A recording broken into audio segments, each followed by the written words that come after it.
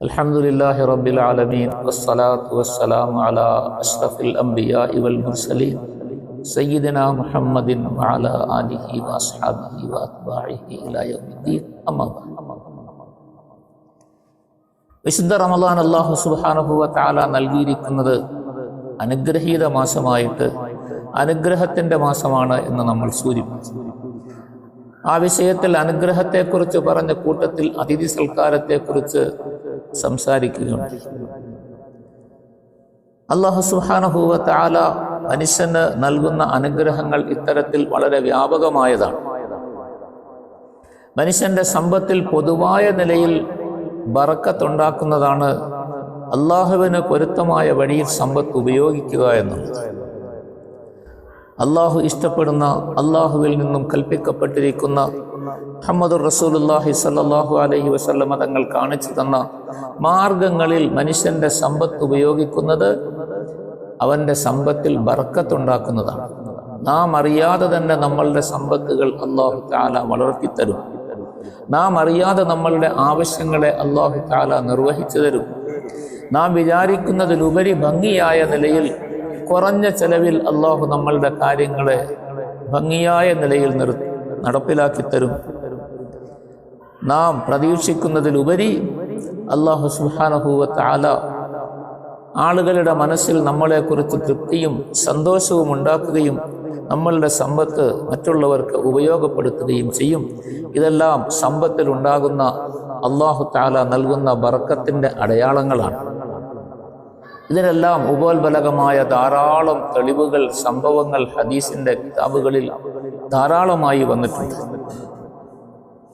മനുഷ്യൻ അല്ലാഹുവിലേക്ക് മടങ്ങുകയും അല്ലാഹുവിന് ഇഷ്ടപ്പെട്ട കാര്യങ്ങൾ ചെയ്യാൻ തയ്യാറാവുകയും ചെയ്യുമ്പോൾ അല്ലാഹു സുബ്ഹാനഹു വ തആല അവൻ ബന്ധപ്പെടുന്ന എല്ലാ മേഖലകളിലും പ്രത്യേകമായ നിലയിലുള്ള അനുഗ്രഹങ്ങൾ ചൊരിയുന്നതാണ്.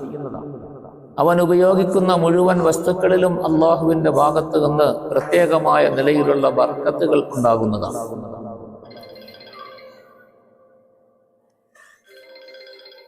അല്ലാഹു സുബ്ഹാനഹു വ തആല ചെയ്യുന്ന ഈ ബർക്കത്തുകൾ എല്ലാത്തിലും ഉണ്ടാകും. സമ്പത്ത് ഒരു പ്രധാന ഭാഗമാണ്. അല്ലാഹു സുബ്ഹാനഹു വ തആല അത് ഉപയോഗിക്കേണ്ട വഴികൾ ധാരാളമായി നമുക്ക് പറഞ്ഞു തന്നിട്ടുണ്ട്. മറ്റുള്ളവർക്ക് നമ്മളുടെ സമ്പത്ത് എല്ലാ നിലയിലും ഉപയോഗപ്പെടുക എന്നുള്ളതാണ് ഇസ്ലാമിൻ്റെ അടിസ്ഥാന ലക്ഷ്യം. അതിനു വേണ്ടിയാണ് ആദ്യമായി സകാത്തിൻ്റെ നിർബന്ധം നമുക്ക് വച്ചിരിക്കുന്നത്. സകാത്ത് നമ്മളുടെ മുതലുകളെ ശുദ്ധിയാക്കാനുള്ളതാണ്. പിന്നെ ശുദ്ധിയായി കിട്ടിയ സകാത്ത് നമ്മളുടെ മുതലിൽ കലർന്ന അഴുക്കാണ് നമ്മളുടെ വസ്ത്രത്തിലോ ശരീരത്തിലോ മറ്റേതെങ്കിലും വസ്തുക്കളിലോ അഴുക്ക് പുരണ്ടാൽ നാം എത്രയും പെട്ടെന്ന് ആ അഴുക്ക് കഴുകിക്കളയുകയും അതിനെ നീക്കി ശുദ്ധിയാക്കുകയും വൃത്തിയാക്കുകയും ചെയ്യുക എന്നുള്ളത് നമ്മളുടെ പതിവാണ്. ഇതേപോലെ അള്ളാഹു നൽകിയിരിക്കുന്ന സമ്പത്തിൽ വന്നടിയുന്ന അഴുക്കാണ് നമ്മളുടെ മുതലിൽ സക്കാത്തിന്റെ ഓഹരി എന്ന് പറയുന്നത്. ആ സക്കാത്തിന്റെ ഓഹരിയെ നീക്കിക്കളയാതെ നമ്മളുടെ മുതൽ ശുദ്ധിയാവുകയില്ല. സക്കാത്തിനെ കുറിച്ച് പറഞ്ഞ സന്ദർഭത്തിൽ അല്ലാഹു തആല നബി സല്ലല്ലാഹു അലൈഹി വസല്ലമ തങ്ങളോട് പറഞ്ഞു, ആളുകളിൽ നിന്നും തങ്ങൾ സക്കാത്ത് വാങ്ങിക്കുകയും അതുവഴി അവരുടെ മുതലുകളെ തങ്ങൾ ശുദ്ധിയാക്കുകയും അവരെ സംസ്കരിക്കുകയും ചെയ്യണം. എന്നിട്ട് അവർക്ക് പ്രയാസം വരാതിരിക്കാൻ വേണ്ടി തങ്ങൾ അവർക്ക് വേണ്ടി ദുആ ഇറക്കുകയും ചെയ്യണമെന്ന് അല്ലാഹു സുബ്ഹാനഹു വ തആല കൽപ്പിക്കുകയാണ്. അപ്പോൾ സക്കാത്ത് മുതലിൻ്റെ അഴുക്കുകളെ ശുദ്ധിയാക്കി തൻ്റെ കൈവശമുള്ള മുതലിനെ പവിത്രമാക്കാനുള്ള ഒരു വഴിയാണ്. അല്ലാഹു തആല സക്കാത്തിൽ കൂടി വച്ചിരിക്കുന്നു. ഇത് നിർവഹിക്കുക എന്നുള്ളത് വളരെ പ്രാധാന്യമർഹിക്കുന്ന ഒരു കാര്യമാണ്. സക്കാത്തിൻ്റെ വിഷയത്തെക്കുറിച്ച് പിന്നീട് ഏതെങ്കിലും സന്ദർഭങ്ങളിൽ പറയാം ഇൻഷാ അല്ലാഹ്. സക്കാത്ത് കൊടുത്ത് ശുദ്ധിയാക്കിയ മുതൽ ഇത് മനുഷ്യന്റെ കൈവശം ഇരിക്കുമ്പോൾ ഈ ശുദ്ധിയായ മുതൽ പിന്നെ വിനിയോഗിക്കേണ്ടത് അള്ളാഹു ധാരാളം മാർഗങ്ങൾ നമുക്ക് പറഞ്ഞു തന്നു. അള്ളാഹുവിന് തൃപ്തിയായ വഴികൾ. സ്വന്തം ബന്ധുക്കൾ, കുടുംബക്കാർ, സ്നേഹിതന്മാർ, കൂട്ടുകാർ, അയൽവാസികൾ, ദുരിതമനുഭവിക്കുന്നവർ, കഷ്ടതയിൽ കഴിയുന്നവർ, ജീവിതമാർഗമില്ലാത്തവർ, ജീവിതമാർഗം പൂർത്തിയാകാത്തവർ, ഏതെങ്കിലും തരത്തിലുള്ള ദുരിതങ്ങളിൽ അകപ്പെട്ടുപോയവർ, കടങ്ങൾ കൊണ്ട് വിഷമിക്കുന്നവർ, രോഗികൾ, ഇങ്ങനെ ഏതെല്ലാം തരത്തിൽ പ്രയാസങ്ങൾ അനുഭവിക്കുന്നവരുണ്ടോ അങ്ങനത്തെ ആളുകൾക്കെല്ലാം നമ്മളുടെ സമ്പത്ത് വിനിയോഗിക്കണം. ആ സമ്പത്ത് വിനിയോഗിക്കുക എന്നുള്ളതാണ് സമ്പത്തിൻ്റെ ബാധ്യത. അല്ലാഹു സുബ്ഹാനഹു വ തആല സമ്പത്ത് മനുഷ്യന് നൽകിയിരിക്കുന്നത് ഒരിക്കലും സ്വയം ഉപയോഗിച്ച് തീർക്കാനോ അതിനെ കൂട്ടിവെച്ച് വലിയ സമ്പന്നനായി കണക്ക് ബോധിപ്പിക്കാനോ ഒന്നുമല്ല. സമ്പത്ത് ശേഖരിക്കുന്നതിന് വിരോധമില്ല, കയ്യിൽ സമ്പത്ത് സൂക്ഷിച്ചു വെക്കുന്നതിന് തടസ്സമില്ല. സ്വന്തമായി സമ്പത്തുകളെ നല്ല നിലയിൽ ഉപയോഗിക്കുന്നതിന് ഇസ്ലാം ഒരിക്കലും തടസ്സമല്ല. ഇതെല്ലാം ചെയ്യാവുന്നതാണ്. കാരണം അല്ലാഹു തആല മനുഷ്യന് സമ്പത്ത് നൽകിയിരിക്കുന്നത് അവനക്ക് അനുഭവിക്കാനും കൂടി വേണ്ടിയാണ്. അപ്പം അതുകൊണ്ട് സമ്പത്ത് ഉപയോഗിക്കാം. പക്ഷേ സമ്പത്ത് പ്രയോജനപ്പെടുത്തുന്ന ആളുകൾ വേറെയാണ്. സമ്പത്ത് കൊടുത്ത് അള്ളാഹുവിൻ്റെ അടുക്കൽ നിന്നും അനുഗ്രഹങ്ങൾ വിലയ്ക്ക് വാങ്ങുന്നവർ, സമ്പത്തുകൾ അള്ളാഹുവിനെ കടം കൊടുത്ത് അള്ളാഹുവിൻ്റെ അടുക്കൽ സൂക്ഷിക്കുന്നവർ, ഇങ്ങനെയൊക്കെ അല്ലാഹു തആല സമ്പത്ത് വിനിയോഗിക്കുന്നവരെ വ്യത്യസ്ത രീതിയിലാണ് പരിചയപ്പെടുത്തിയിരിക്കുന്നത്. അതുകൊണ്ട് സമ്പത്തിൻ്റെ വിനിയോഗത്തിന് ധാരാളം മാർഗങ്ങളും അല്ലാഹു തആല വച്ചിട്ടുണ്ട്. അള്ളാഹുവിന് പൊരുത്തമായ മാർഗത്തിൽ സമ്പത്തുകളെ വിനിയോഗിക്കുമ്പോൾ ആ സമ്പത്ത് കൊണ്ട് മനുഷ്യന് ധാരാളം അനുഗ്രഹങ്ങൾ നേടാൻ സാധിക്കും. അള്ളാഹുവിൻ്റെ ഭാഗത്തുനിന്ന് ഈ സമ്പത്തുകളിൽ ധാരാളമായ ബറക്കത്തുണ്ട്. സല്ലല്ലാഹു അലൈഹി വസല്ലമ തങ്ങളുടെ ഹദീസിൽ വരുന്നു, ദിവസവും രാവിലെ 2 മലക്കുകൾ അള്ളാഹുവിൻ്റെ ഭാഗത്ത് നിന്ന് ആകാശഭാഗത്ത് നിന്നിറങ്ങി ലോകത്തുള്ള മുഴുവൻ മനുഷ്യർക്കും മനസ്സിലാകുന്ന, എല്ലാവർക്കും അറിയുന്ന തരത്തിൽ അള്ളാഹുവിനോട് വിളിച്ചു പറയും, ദുആ ചെയ്യും.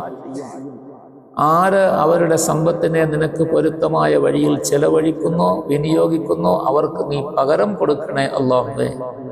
ആര് സമ്പത്ത് ചെലവഴിക്കാതെ പിടിച്ചു വെക്കുന്നോ അവർക്ക് നാശമുണ്ടാക്കുകയും ചെയ്യണമേ എന്ന് എല്ലാ ദിവസവും രാവിലെ വിളിച്ചു പറയാൻ 2 മലക്കുകളെ അള്ളാഹു നിയോഗിച്ചിരിക്കുന്നു എന്ന് നബി സല്ലല്ലാഹു അലൈഹി വസല്ലം തങ്ങൾ അറിയിച്ചു. അപ്പം അള്ളാഹുവിൻ്റെ തൃപ്തി ഏതിലാണ്? അല്ലാഹു തആല മനുഷ്യന് നൽകിയിരിക്കുന്ന സമ്പത്ത് കൊണ്ട് അവൻ എന്താണ് ചെയ്യേണ്ടത് എന്ന് ഈ മലക്കുകളുടെ ദുആയിൽ നമ്മളെ പഠിപ്പിക്കുകയാണ്, സൂചിപ്പിക്കുകയാണ്. സമ്പത്ത് അള്ളാഹു ആർക്കെങ്കിലും നൽകിയിട്ടുണ്ടെങ്കിൽ അതിനെ അവൻ ചെലവഴിച്ചു കൊണ്ടേയിരിക്കുക. ചെലവഴിക്കുന്നവർക്കെല്ലാം അല്ലാഹു തആല പകരം നൽകിക്കൊണ്ടേയിരിക്കും. അഥവാ അവരുടെ സമ്പത്ത് വർദ്ധിച്ചു കൊണ്ടിരിക്കും, സമ്പത്തിൽ ബർക്കത്തുണ്ടായിക്കൊണ്ടിരിക്കും. അത് മനുഷ്യന് സ്വന്തമായ നിലയിൽ അനുഭവിക്കാൻ സാധിക്കും ഈ ഭൗതിക ലോകത്ത് വെച്ച് തന്നെ. പിന്നെ പാരത്രിക ജീവിതത്തിൽ അവന് ലഭിക്കുന്ന പ്രതിഫലങ്ങൾ അത് വേറെയും. ആര് സമ്പത്ത് അള്ളാഹുവിന് പൊരുത്തമായ മാർഗത്തിൽ വിനിയോഗിക്കുന്നില്ലയോ, പ്രകടമായ നിലയിൽ അവരുടെ സമ്പത്ത് വർദ്ധിച്ചതായിട്ടും ആ സമ്പത്ത് അവർക്ക് കൂടുതൽ കൂടുതൽ ശേഖരിക്കപ്പെടുന്നതായിട്ടുമെല്ലാം പ്രകടമായി കാണുമെങ്കിലും അതിലൊന്നും ബറക്കത്തുണ്ടാവുകയില്ല.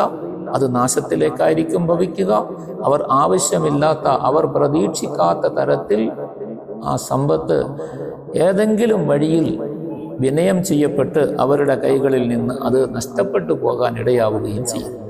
സമ്പത്ത് അവർക്ക് പ്രയോജനമില്ലാത്ത കാര്യങ്ങളിൽ വിനിയോഗിക്കുന്നു. ചിലപ്പോൾ അവർ പ്രതീക്ഷിക്കാത്ത തരത്തിലുള്ള വലിയ ഭാരിച്ച ചെലവുകൾ അവരെ വന്ന് പിടികൂടുന്നു.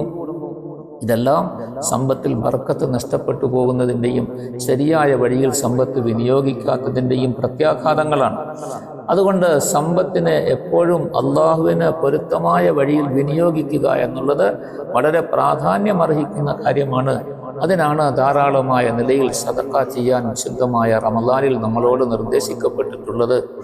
അല്ലാഹു തആല ആർക്ക് സമ്പത്ത് കുറച്ചോ കൂടുതലോ ഏത് നിലയിൽ നൽകിയോ അവരെ കൊണ്ട് സാധ്യമാകുന്ന തരത്തിൽ ആ സമ്പത്തിനെ അള്ളാഹുവിന് പൊരുത്തമായ വഴിയിൽ വിനിയോഗിച്ച് അള്ളാഹുവിൻ്റെ പൊരുത്തം നേടാൻ പ്രത്യേകമായ നിലയിൽ ഈ സമയങ്ങളിൽ നമ്മൾ ശ്രദ്ധിക്കേണ്ടതാണ്.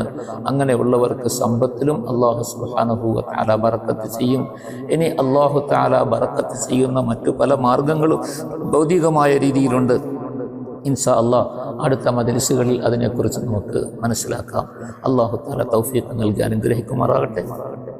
ആഖിറു ദുആഇ അൽഹംദുലില്ലാഹ്.